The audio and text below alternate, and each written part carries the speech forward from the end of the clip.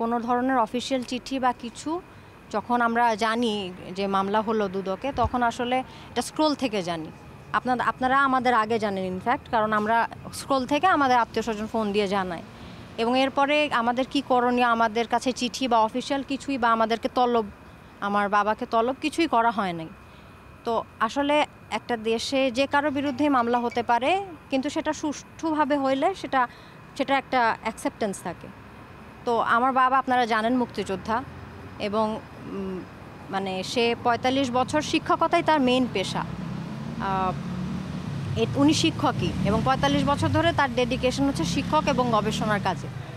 এখন এরকম একটা মানুষ বা যে কোনো মানুষই বাংলাদেশের, যদি আপনার কোনো তার বিরুদ্ধে কোনো মামলা থাকে বা তার বিরুদ্ধে কোনো অভিযোগ থাকে, আপনারা তদন্ত করবেন।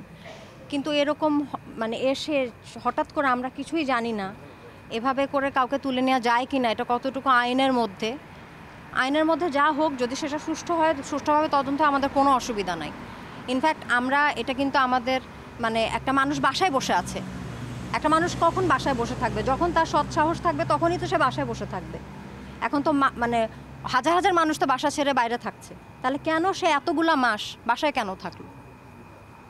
তা আমি আসলে পুরোটা সুষ্ঠু তদন্ত চাই। এভাবে করে কাউকে আমরা কোনো রকমের কাগজপত্র দেখি নাই, যে কোনো ধরনের কাগজপত্র দেখি নাই যে গ্রেফতারি পরোয়ানা বা ওয়ারেন্ট কিছুই আমরা দেখি না। আমাদের কাছে কোনো কাগজ নাই, আমরা জাস্ট লস্ট। আমরা আপনাদেরকে যা বলবো, আমাদের বলারও কিছু নাই, যে আমরা নিজেরাই জানি না।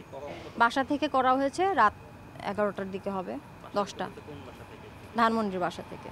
এবং সে ধানমন্ডির বাসাতেই আছে অভ্যুত্থানের আগে এবং পরে। এবং মানে এটা কিছুই মানে আমার বলার নাই আসলে। অভ্যুত্থানের মানে যদি নতুন বাংলাদেশ হয়, তাহলে তো সুষ্ঠু তদন্ত হবে একটা মানুষের অভিযোগের ভিত্তিতে, সেটার তদন্ত হয়ে তারপরে হবে। এভাবে কিভাবে হঠাৎ করে একটা কিছু না জানায়, কোনো ওয়ারেন্ট নাই, কিছু নাই, এটা কি হয়? আপনি কি মানবেন যদি আপনার একজন ক্লোজ কেউ এটা হয়?